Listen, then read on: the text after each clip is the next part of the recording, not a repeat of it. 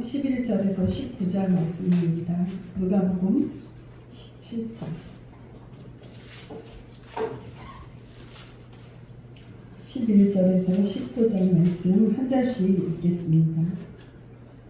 예수께서 예루살렘으로 가실 때 사마리아와 갈릴리 사이로 지나가시다가 한 마을에 들어가시니 나병 자 10명이 예수를 만나 멀리 서서 소리를 높여 이르되 예수 선생님이여 우리를 불쌍히 여기소서 하거늘 보시고 이르시되 가서 제사장들에게 너희 몸을 보이라 하셨더니 그들이 가다가 깨끗함을 받은지라. 그 중에 한 사람이 자기가 나은 것을 보고 큰 소리로 하나님께 영광을 돌리며 돌아와 예수의 발 아래 엎드려 감사하니 그는 사마리아 사람이라. 예수께서 대답하여 이르시되 10사람이 다 깨끗함을 받지 아니하였느냐? 그 9은 어디 있느냐? 이 이방인에는 하나님께 영광을 돌리러 돌아온 자가 없느냐 하시고 그에게 이르시되 같이요 그에게 이르시되 일어나 가라 내 믿음이 너를 구원하였느니라 하시더라. 아멘. 오늘 제목은 감사가 살아있는 사람, 감사가 죽어있는 사람에 대해서 말씀 나누겠습니다.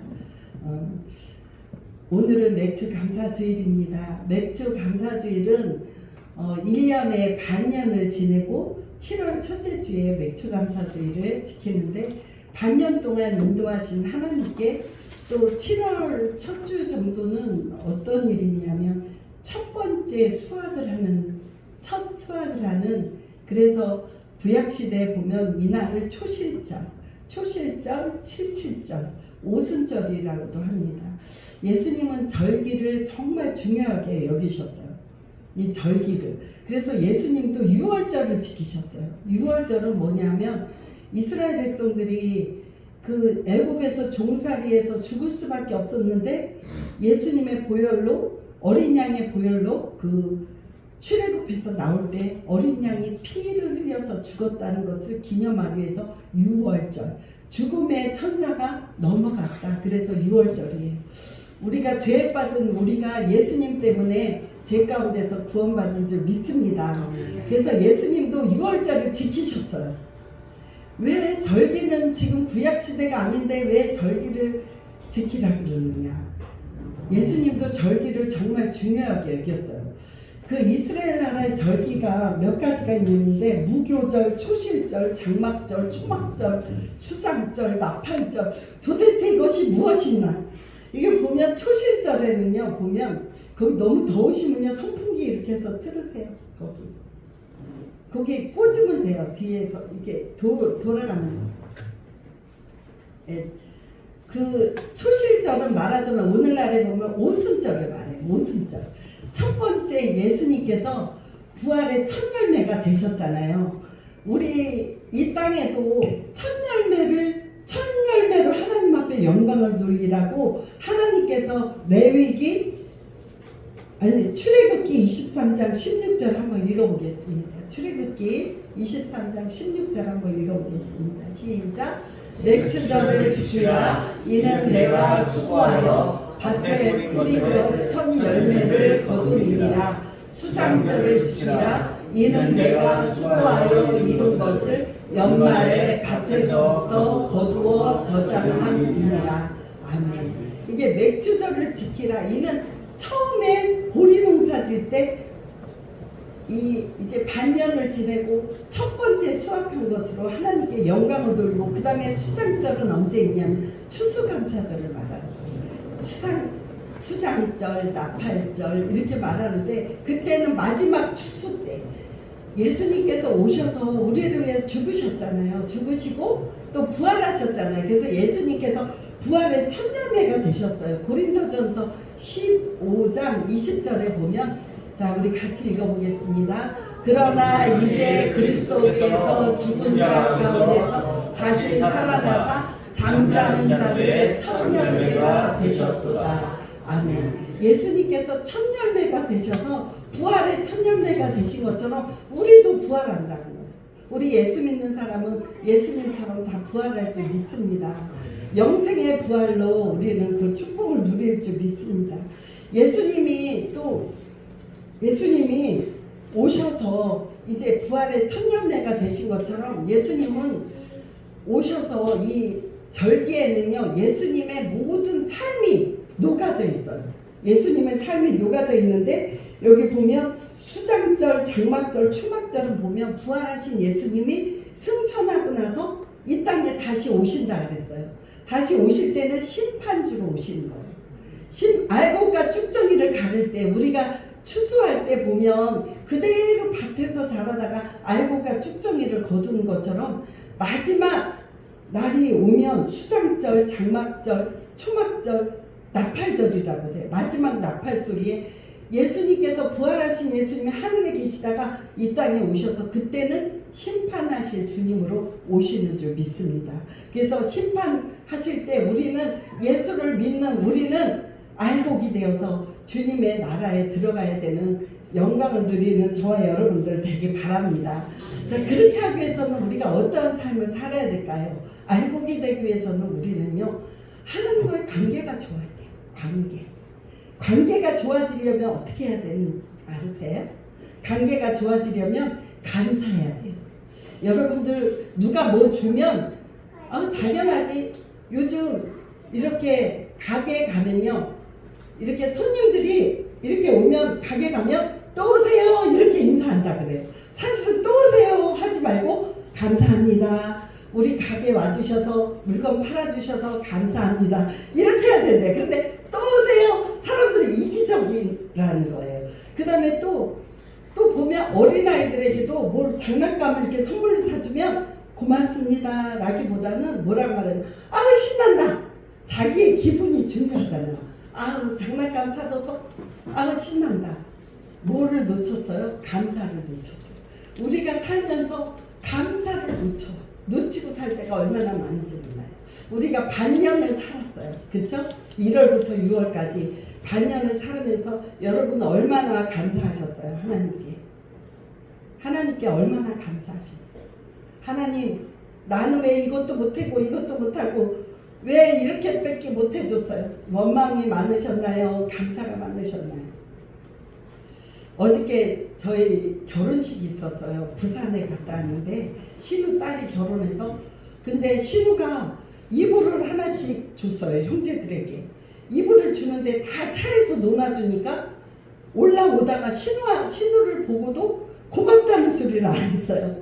그리고 올라오다가 제가 이 설교를 감사절 설교를 하는데 제가 사람이 선물을 줬는데 고맙다는 소리를 하는 사람이 없는 것 같았어요. 우리 형제들도 뭐 결혼식 하기에 바빴지 선물을 줬는데 그걸 너무 당연한 것으로 받고 그래서 제가 올라가다가 선물을 이불을 줘서 너무 감사합니다. 신우 너무 고마워요. 이렇게 문자를 했어요. 그랬더니 신우가 또 문자를 했어요. 뭐 주고받고 하면서 신우야 서먹하던 관계가 또 좀 가까워졌어요. 저도 때로는 신방을 하거나 또 무슨 일을 하거나 하면 또 어떤 집사님이 신방해 주셔서 기도해 주셔서 감사합니다. 이런 문자를 또 나중에 받으면 그 집사님에 대해서 또 더 가까워지는 마음을 이 사람이 나한테 이렇게 회신을 하는구나 감사하다고 하는구나 그러면 관계가 가까워지는 거예요. 여러분 감사를 잊지 않는 저와 여러분들 되게 간절히 바랍니다. 우리가 감사를 잊는 것을 아무렇지도 않게 생각해요. 우리가 너무 당연한 거. 이거 지금까지 내가 살아온 것은 주님의 은혜인데 너무 당연하게 이 은혜라는 거 있죠. 은혜 가사가 뭐죠? 은혜 가사가 처음에 뭐죠? 내가 누려왔던 모든 것들이 당연한 것 아니라 은혜였어. 이렇게 부르는데 요즘 잘 안 부르는 것 같아요. 그 은혜에 대한 감사. 하나님은 우리에게 뭘 원하시냐면 감사를 원하세요. 어린아이한테 선물을 줬어요. 선물을 이렇게 주는데 너 감사해봐. 그런데 애가 당연한 것처럼 신난다 이렇게 받는 것보다 감사해봐. 이렇게 어른이 가르쳐줘요. 고맙습니다 해야지. 가르쳐주는 것처럼 하나님께서도 우리에게 모든 것을 걸 다 주셨어요. 우주 만물, 아름다운 산과 들과 강과 하늘과 바람과 생명과 먹을 것과 입을 것과 다 주셨는데 우리는요 너무 당연한 거, 햇빛, 바람 이 모든 걸 주셨는데 감사치 않아요. 그래서 하나님께서는요 정말 그 감사를 원하는데 그래서 맥주 감사절을 지키라고 첫 번째 수확했지 나한테 감사해라. 하나님이 없어서가 아니라 첫 번째 수확한 것을 하나님 앞에 감사하라는 거예요. 그래서 우리가 이제 1년도 물론 감사해야 되겠지만 반년을 살면서 반년을 하나님 앞에 감사로 풍성한 저와 여러분들 되기를 주님의 이름으로 축원합니다.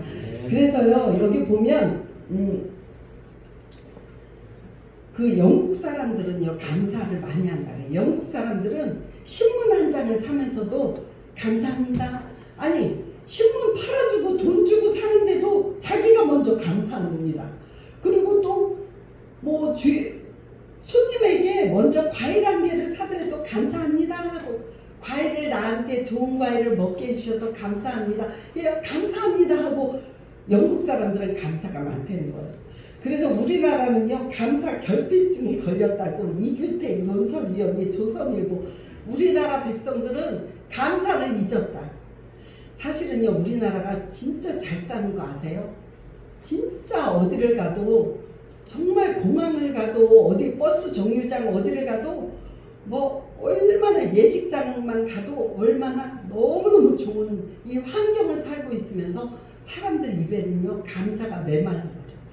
오늘 본문에서도 마찬가지예요. 누가복음 17장 11절에서 19절까지는 우리가 너무나 잘 아는 예수님이 예루살렘으로 올라가시다가 문둥 나환자를 만났어요. 나환자들은요 예수님께 가까이 오지도 못했어요. 왜 그러면 가까이 오면요 돌에 맞아 죽어요. 왜 그러면 문둥병은 하늘에서 저주를 받은 병이다 해가지고 문둥병자에게는 사람들한테 가까우면 돌로 쳐서 죽여도 죄가 아니었어요. 살이 썩어가고 문드러가고 냄새가 나고 그런데 무엇보다도 더 흉측 상처가 되는 거는 가족들과 떨어져 살아야 돼요. 가족들과 같이 살지도 못하고 격리되어서 살아야 되는 그런 서러운 그렇게 삶을 살아야 했는데 이 문둥병자들이 10명이 그렇게 그곳에 있으면서 예수님이 예루살렘에 올라가는 그 길목에 예루살렘은 어디로 올라가셨냐면 예수님은 사마리아와 갈릴리 지역으로 거기를 통과해서 가는 거예요. 유대인들은요 그만해가지고요 사마리아는 뭐냐면 혼혈아들이 많이 살고 있었기 때문에 그쪽으로 지나가지 않아. 저 지역은 더러운 지역이야. 그래서 돌아가. 그런데 예수님은 직통, 관통을 하셨다는 거예요. 예수님이 얼마나 죄인들에게 가까이 오시고 연약한 자들을, 가난한 자들, 없는 자들을 하나님께서 예수님께서 얼마나 대접해 주셨는지 알죠. 그렇게 사마리아를 통과하는데 10명의 문둥병자들이 예수 선생님이여 우리를 불쌍히 여기소서 그렇게 소리를 지른 거예요. 이 간절한 부르짖음이 예수님의 발걸음을 멈추게 했어요. 시편 50편 15절에 한번 읽어보겠습니다. 시작. 환난 날에 나를 부르라 내가 너를 건지리니 내가 나를 영화롭게 하리라. 아멘. 이 부르짖을 수 있다는 것만 해도 은혜예요. 여러분 부르짖을 수 있다는 데가 있다는 것만도 은혜예요. 이분들은 믿음이 있었어요. 10명의 문둥병자들은 저분 우리의 어떤 무엇으로도 고칠 수 없는 게 예수님은 고칠 수 있을 거야. 예수 선생님이여 우리를 불쌍히 여겨주옵소서 부르짖는 은혜가 있었다는 거예요. 자 예수님께 나온 자들은 누가 나왔나요? 마음이 상한 자들이 나왔어요. 한나가 있지. 한나 사무엘상에 보면 한나는 아기를 못 낳았어요. 분인나 옆에 있는 그 둘째 부인 분인나는 막 아기를 쑥쑥 낳고 막 잘난 척하고 있는데 자기는 아기가 없어서 하나님 앞에 통곡하고 나에게도 아기를 달라고 막 탄식하며 기도했어요. 기도했을 때 하나님께서는 그 한나에게 사무엘 같은 정말 그 나라를 이끌 수 있는 위대한 선지자를 태어나게 하셨어요. 그 다음에 또 가슴 치던 내가 죄인입니다. 나 같은 죄인 나는 쓰레기 같은 세리입니다. 그리고 자기 자신을 탄식하는 세리의 그런 간절한 부르짖음을 들으셨어요. 또 앞을 보지 못한 소경을 주님 바디메오가 주님 나를 불쌍히 여기소서 했을 때 그 바디메오가 어땠어요? 바디메오에게 예수님께서 바로 고쳐준 게 아니라 눈에 진흙을 발랐어요. 예수님은 이해할 수 없는 행동을 하셔요. 왜 그럼 바로 기도해서 고쳐주시면 되는데 가서 실로암에 가서 씻어라.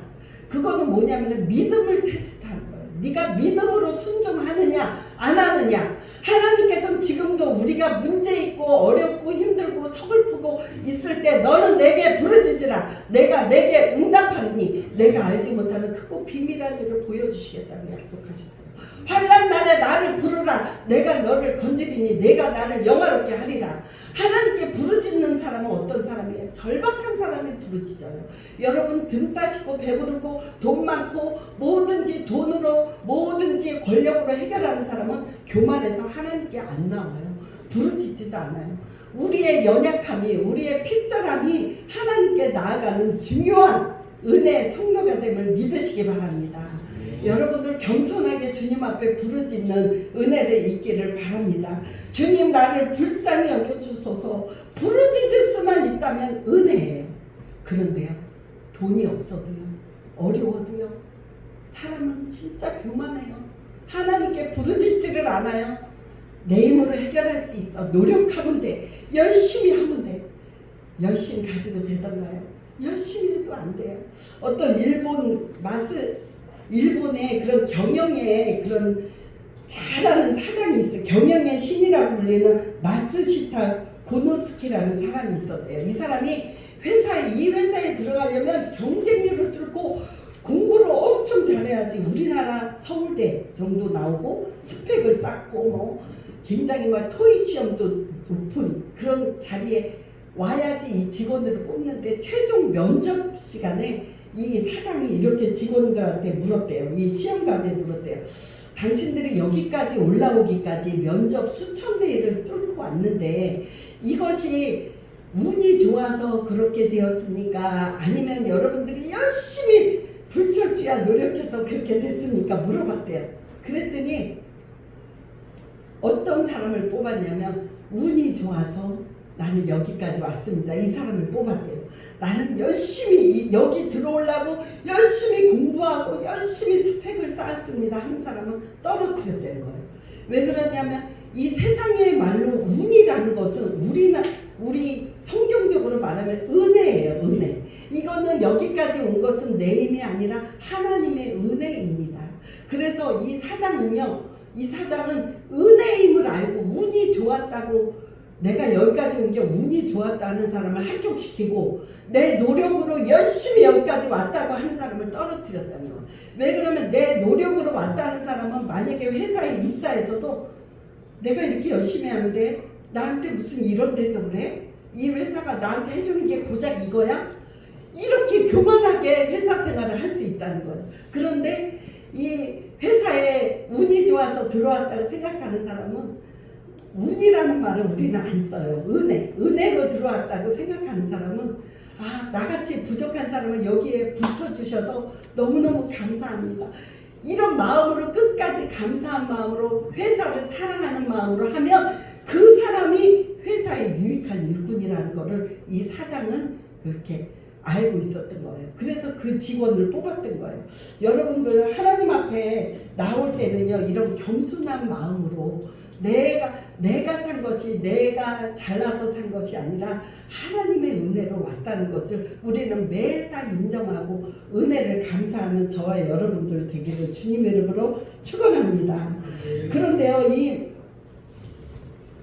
여기 보면요 이들은 뭐냐면 기적이 일어났는데 기적이 일어났잖아요. 문둥병이 났어요. 10명이 다 났어요. 뭐라 그랬냐면은 10명의 문둥병자한테 예수님이 고침 받았다.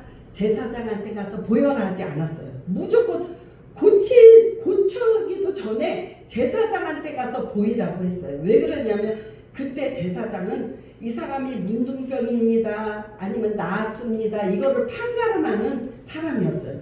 그런데 제사장한테 가서 보이라 했을 때 이 사람들은 믿음을 가지고 달려갔어요. 믿음을 가지고 달려갔는데 달려가다 보니까 내 몸이 나은 거예요. 내 몸이 깨끗해서 손가락 없었는데 손가락이 생겼어.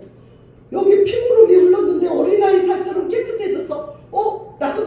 너도 낫네. 너도 낫네. 모두 기뻐갖고 어쩌지. 야, 우리 낫다. 야, 이게 웬일이냐. 그리고 이제 제사장한테 가서 보였겠죠. 검증을 받아야 되니까. 우리 암 환자들이 요즘도 제일 좋아하는 게 뭔지 알아요?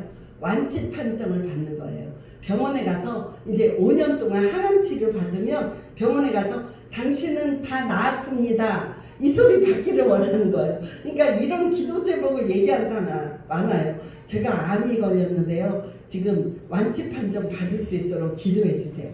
꽝꽝꽝 완치 판정을 받을 수 있도록 해달라 그러는 거예요. 그런데 여기서 10명이 모두 다 믿음으로 가니까 다 나음을 입었어요. 근데 중요한 건 뭐예요? 그 중에 모두 다 나 그동안 가족하고 헤어져 있어서 너무 가족이 보고 싶어. 가족을 보러 달려갔다는 거예요. 또 자기 하고 싶은 친구를 보고 또 할 일을 9명이 다 달려갔다는 거예요. 근데 그 중에 한 명만 내가 병이 나왔어. 누가 나를 고쳤지? 예수님이 고쳤구나. 그러면 나를 고쳐주신 예수님께 가서 감사해야 되겠다. 예수님께 가서 감사를 먼저 했다는 거예요. 여러분, 감사는요 언제 해야 되냐면 나중에 기회 될 때, 나중에 형편이 펴질 때 하는 것이 아니라 감사는 바로 지금 신속하게 감사해야 될 줄 믿습니다. 우리는요 신속하게 감사해야 되는데 여기 말씀에 보면 시편 119편 60절 한번 읽어보겠습니다. 시작. 내가 주의 계명들을 지키기에 신속히 하고 지체하지 아니하느니라. 아멘. 여러분들 주님의 계명을 지키기에 말씀이 떨어지기가 무섭게 지키려고 해야 돼요. 여러분, 하나님의 말씀이 들려옵니까? 귀에 들려옵니까? 오늘 제가 말씀드리는 게 뭐예요? 감사하라는 거예요. 이 감사하라는 말씀을 우리가 들었다면 이거를 우리가 토해내야 돼요. 우리의 입에서 이제는 불평과 원망과 짜증보다는 이제 감사합니다. 모든 게 하나님의 은혜입니다. 내가 잘해서가 아니라 하나님의 은혜입니다. 하나님께 감사를 먼저 하는 저와 여러분들 되기를 주님의 이름으로 축원합니다. 그래서 우리는 날마다 감사할 조건이 생기면 즉시 감사해야 될 줄 믿습니다. 감사할 때도 때가 있습니다. 감사한 마음이 들 때 기회를 놓치지 말고 감사해야 됩니다. 영국 속담에 기회는 앞에서 잡아라는 말이 있습니다. 지나고 나면 잡을 수가 없어요. 나중에 감사하지 하면 감사할 수가 없어요. 나중에 잊어버려요. 그래서 저는 한 해 동안 이제 6개월 동안 감사한 일이 있을 때마다 이렇게 노트에다가 적었어요. 노트에다가 감사한 일을 감사일기를 적어보니까 그날 감사가 하루에 이렇게 저장돼 있는 거예요. 저장. 여러분, 창고에다가 감사를 많이 저장하시기 바랍니다. 하나님은 감사하는 자를 통해서 하나님은 영광 받으셔요. 그 다음에 두 번째 이 한 명의 그 감사하는 문둥병자는 행동하는 믿음을 가졌어요. 행동할 때 마음속으로 감사는 누구는 못해요. 그런데 이 문둥병자는, 이 고침받은 나은 자는 주님 앞에 달려 나왔다는 거예요. 주님 앞에 엎드려 감사를 하나님 예수님께 영광을 돌렸다는 거예요. 그래서요, 우리는요 입으로만 감사하는 자가 되지 말고 마음으로만 감사하는 자가 되지 말고 주님 앞에 달려나와서 감사하고 주님 앞에 정말 감사하면 우리가 정말 고마운 사람은 우리가 이제 어저께 결혼식에서 제가 우리 막내 신우가 저희 시아버지를 모시고 있어요. 시아버지가 93세예요. 그런데 제가 맞인데 제가 아버님을, 홀로 된 아버님을 모셔야 되는데 막내가 모시고 있는 거예요. 얼마나 감사해요. 그래서 늘 감사한 마음을 늘 가지고 있는데 어저께는 이제 제가 말로만 감사하지 말고 제가 선물을 해야 되겠다, 막내한테. 그래서 막내한테 작은 시계를 하나 샀어요. 그래서 다른 신우들을 말고 그 신우한테만 몰래 선물을 줬어요. 아버님 모시고 있어서 너무 감사하다고. 제가 하니까 제가 마음이 너무 뿌듯하더라고요. 비록 굉장히 싼 거지만 비싸지 않은 거지만 제가 그 감사를 그렇게 표했어요. 하나님 앞에 우리가 말로도 맨날 감사합니다 하지만 하나님 앞에 감사의 예물을 마음을 담아 드리는 거 크고 작고가 문제가 아니에요. 하나님은 그 예물을 기뻐 받으신 줄 믿습니다. 여러분 하나님 앞에 인색한 마음 가지고 하나님이 뭐 우리의 재물을 막 원하고 하나님 없는 게 없어요. 온 천하만물이 다 하나님의 거예요. 하나님의 건데 하나님은 우리에게 부담 주시는 하나님이 아니에요. 하나님은 감사하기를 원하시는 거예요. 입으로, 마음으로, 행동으로, 즉시 하나님은 감사하기를 원하시는 줄 믿습니다. 우리가 신명기 8장 12절에 우리 같이 읽어보겠습니다. 시작. 내가 먹어서 배부르고 아름다운 집을 짓고 거주하게 되며 거기에요? 거기까지만 12절이에요. 그 다음이 없어. 그럼 제가 읽을게요. 내가 먹어서 배부르고 아름다운 집을 짓고 거하게 되며 또 내 우양이 번성하며 내 은금이 증식되며 내 소유가 다 풍부하게 될 때 두렵건대 내 마음이 교만하여 내 하나님 여호와를 잊어버릴까 하노라. 이렇게 말씀하고 있어요. 이 모든 것이 풍성하게 될 때 하나님을 잊어버린다는 거예요. 사람이 어려울 때 조심해야 되는 것은 하나님을 잊어버려요. 이것이 너무나 당연하고 너무나 부요해지니까 하나님을 잊어버리는 것을 하나님은 정말 경계하고 있어요. 여러분 하나님은요 감사하는 자를 기뻐하시고 영광 받으신 줄 믿습니다. 기적은 또 언제 일어나요? 순종할 때 일어나요. 가나의 혼인잔치에서 포도주가 떨어졌을 때 하인들에게 그 항아리 6개에다가 물을 가득 담아라 했을 때 물을 담았을 때 그것을 떠다 손님들에게 나눠줘라 했을 때 그것이 포도주로 변했잖아요. 이렇게 순종했을 때 기적이 일어나는 거예요. 그 다음에 문둥병자에게도 제사장에게 가서 몸을 보이라 했을 때 순종하고 제사장에게 갔을 때 기적이 일어나는 거예요. 여기 보면 감사한 사람은 유대인이 아닌 사마리아 사람이에요. 천대받고 멸시받은 그 사마리아 그 한 사람이 주님 앞에 나와서 감사했다는 거예요. 하나님은 지금도 감사하는 그 한 사람을 찾으시는 줄 믿습니다. 여러분들 결단하기 바랍니다. 하나님, 내가 이제부터 감사하는 사람 되겠어요. 상반기에도 내가 하나님의 은혜로 살아왔는데 상반기에는 너무 감사가 부족했네요. 내가 하반기를 살 때는 감사가 풍성한 삶을 살겠습니다. 결단하고 감사가 넘치는 저와 여러분들 되길 바랍니다. 마지막 시대는요, 감사가 메말라 간다 그랬어요. 디모데후서 3장 1, 2절 한번 읽어보겠습니다. 시작. 너는 이것을 알라. 말세에 고통하는 때가 이르러 사람들이 자기를 사랑하며 돈을 사랑하며 자랑하며 교만하며 비방하며 부모를 거역하며 감사하지 아니하며 거룩하지 아니하며 그 다음에 감사하지 않는다 그랬어요. 마지막 때는요 감사가 메말랐다 그랬어요. 여러분 우울증 걸린 사람이요 제가 우울증 세미나에 갔는데 처방전이 뭐였는지 알아요? 우울증 하루에 감사를 100번 하라. 100번 하라가 거기서 감사해요. 하나님 감사합니다. 하나님 감사합니다. 100번. 그런데 요즘은요 우울증 걸린 사람이 많잖아요. 왜 그러면 가만히 보면 우울증 걸린 사람들 나는 왜 이것밖에 못하지? 나는 왜 내 처지는 이렇지? 나는 왜 이렇게 안 풀리는 거야? 맨날 안 되는 것만 생각하는 거예요. 그런데 하나님이 주신 것을 감사하면요 마음이 업그레이드 돼요. 감사하면요 어둠에서 빛으로 마음이 옮겨지는 거예요. 여러분 그냥 의도적으로도 억지로 해도 감사하시기 바랍니다. 이 감사하면요 우리 뇌 구조가 행복해진다 그래요. 감사하면 우리가 우울했다가도 감사하면 우리의 마음이 밝아진다 그래요. 우리가 하나님은요 우리의 소리를 듣기를 원하시는데 감사의 소리를 듣기를 원하시는 줄 믿습니다. 우리가 감사해야 되는데 우리가 시편 50편 23절 읽어보겠습니다. 시작.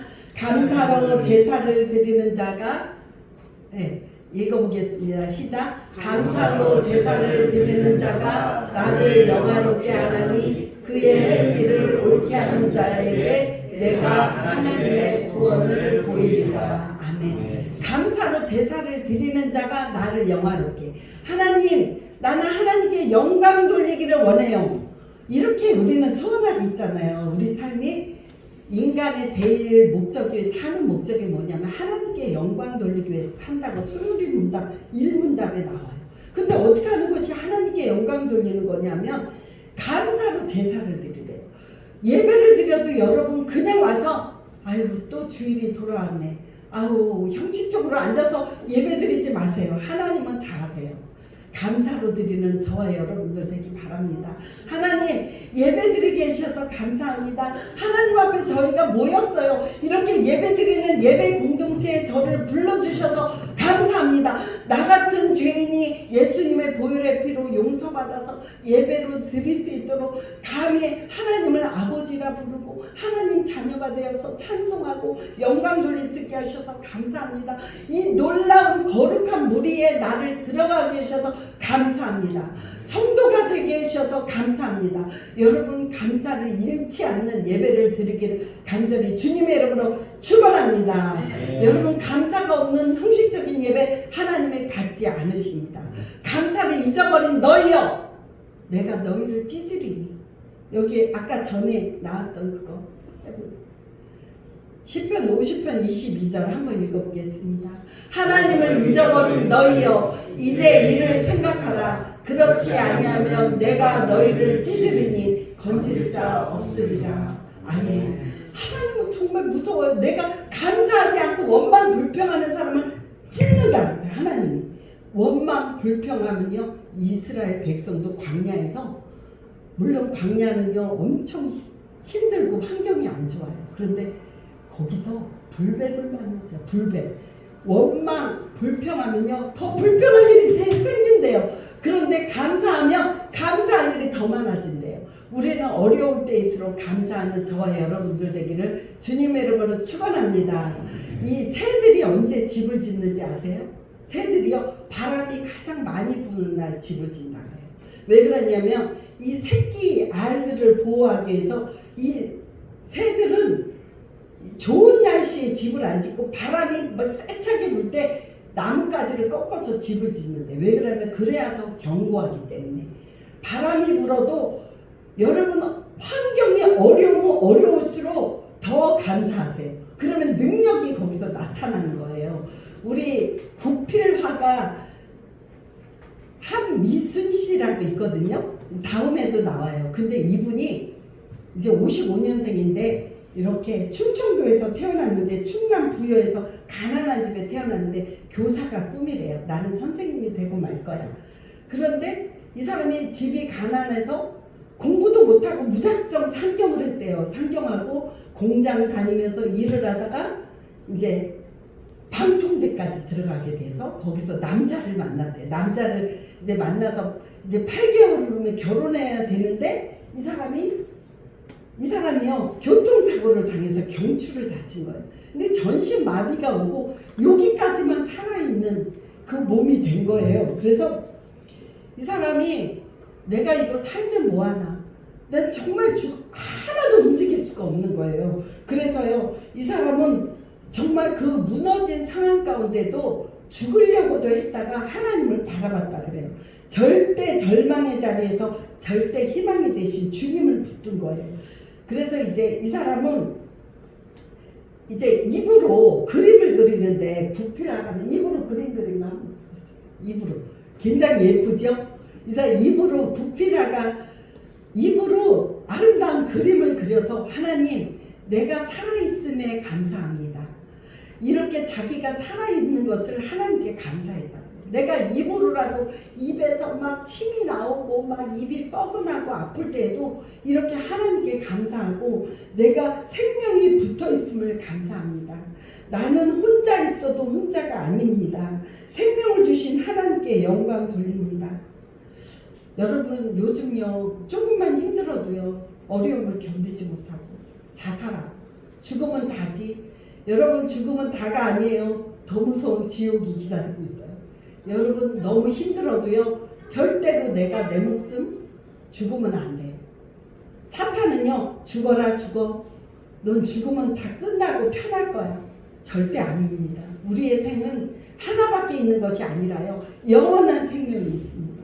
아무리 어렵고 힘들어도 여러분 그 어려운 힘들어도 하나님 나를 살려주신 거 감사합니다. 아직도 내게 이게 남아있는 거, 얼굴 남아있는 거, 볼 수 있는 거, 들을 수 있는 거, 말할 수 있는 거 감사합니다. 이 사람은 자기의 있는 것 가지고 감사해서 멋진 화가가 되었어요. 하나님은요 우리의 있는 작은 것으로 감사하기를 원하시는 거예요. 여러분들 감사가 넘치는 저와 여러분들 되기 바랍니다. 감사를 잃어버렸다면, 감사가 죽어 있었다면 감사를 회복하는 저와 여러분들 되기 바랍니다. 감사하는 것만큼 행복합니다. 감사하는 사람이 행복하고, 그런데 어떨 때 감사하냐면 성령 충만할 때 감사해요. 데살로니가전서 5장 16, 17, 18절에 보면 어떤 말씀이냐면 항상 기뻐하라, 쉬지 말고 기도하라, 범사에 감사하라, 이는 너희를 향한 하나님의 뜻이니라. 하나님의 뜻은요 우리가 어떤 상황 가운데서도 기뻐하기를 바라요. 여러분 얼굴에 기쁨이 넘치기 바랍니다. 그 다음에 항상 기도하라. 항상 지나가면서도 기도하고 운전하면서도 기도하고 하나님 감사합니다. 하나님, 그 다음에 범사에 감사하라. 감사할 일 있을 때 감사한 거 누구 못해요. 그런데 감사할 일이 하나도 없을 때 그냥 감사합니다. 사도 바울은 감옥에 있어도 하나님 감사합니다. 내가 복음을 위해서 전도하다가 감옥에 갇혀서 감사합니다. 주님을 위해서 핍박받을 수 있어서 감사합니다. 거기서 편지를 쓴 게 뭐예요? 편지예요. 에베소서, 빌립보서, 골로새서, 빌레몬서 편지를 거기서 써가지고 오늘날 우리에게 이렇게 은혜로운 말씀이 우리의 손에 들려져서 우리가 예수님을 이렇게 잘 믿는 거잖아요. 우리는 항상 주님 앞에 감사하고 주님을 바라보는, 그러기 위해서는요 데살로니가전서 5장 19절에 보면 성령을 소멸치 말고 예언을 멸시치 말고, 성령을 소멸치 말라는 거는 우리가 언제나 성령 충만함을 삼어야 된다는 거예요. 이 보면 77절, 오순절, 초실절, 이건 오순절을 말해요. 예수님이 부활하시고 50일 만에 제자들이 모여서 기도할 때 성령이 강림했잖아요. 성령이 강림하면서 교회가 탄생한 거예요. 모여서 교회들이 생긴 거예요. 그것처럼요 하나님은 지금도 우리들이 감사로 영광 돌릴 때 하나님은 그것을 통해서 영광 받으시고 성령이 임할 때 우리는 감사하는 삶을 살 수가 있어요. 어렵고 힘들어도 그래서 언제나 우리에게는 성령 충만, 성령 충만. 어떤 목사님이 걸어가면서도 성령 충만, 성령 충만 이렇게 걸어간다 그래요. 왜 그러면 성령 충만을 사모하기 때문에. 하나님, 내가 성령 충만하지 않으면 감사할 수가 없어요. 성령 충만하지 않으면 기도할 수 없어요. 성령 충만하지 않으면 내가 기뻐할 수가 없어요. 그러니까 항상 나에게 성령 충만하게 해주세요. 여러분 성령 충만하면 기뻐할 수가 있고 감사가 할 수가 있고 기도할 수 있고 절망 가운데 기도할 수가 있고 하나님의 응답을 받을 수가 있어요. 여러분들 성령 충만한 정말 감사가 살아있는 이번 맥주 감사주일 이유가 되기를 주님의 이름으로 축원합니다. 이제부터 감사하기로 결단하기를 원하시는 분들은 아멘 하세요. 아멘. 이제 불평은 우리의 삶에 아웃, 감사는 우리의 삶에 어려운 일 있으면 불평이 이만큼 원망이 막 나오려면 스톱 하고 하나님 감사합니다. 도리어 감사합니다. 바꾸는, 자 말씀을 들은 대로 실천하는 것이 가장 우리에게 능력 있는 삶입니다. 아는 데서 그치면 안 돼요. 지식적인 하나님이 아니라 행동하는 믿음을 가져야 돼요. 우리는 그런 믿음을 갖는 저와 여러분 되기를 주님 이름으로 축원합니다. 기도하겠습니다. 하나님 아버지 감사합니다. 오늘 이렇게 하나님 앞에 나와서 맥주 감사주일 예배를 드리면서 오늘 감사가 살아있는 사람에 대해서 하나님 말씀에 은혜를 주심을 감사합니다.